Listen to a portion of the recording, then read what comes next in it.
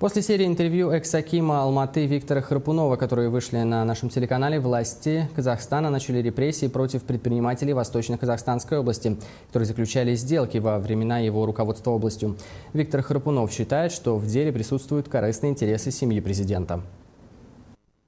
Появилось желание, так сказать, поставить на место, наказать, и начали искать хотя бы какие-то зацепки, чтобы доказать, что вот Храпунов нарушал законодательство Республики Казахстан. Главное заинтересованное лицо в этом вопросе – это Дарига Назарбаева. Она имела свою ставленницу в Восточном Казахстане, которую она определила в свою партию АСАР, которая была идеологом того, что Восточный Казахстан – это богатейший край, который не может никак пройти мимо, так сказать, внимания Дариги и рук Дариги, что необходимо срочно отработать все эти вопросы и захватить Восточный Казахстан Даригой.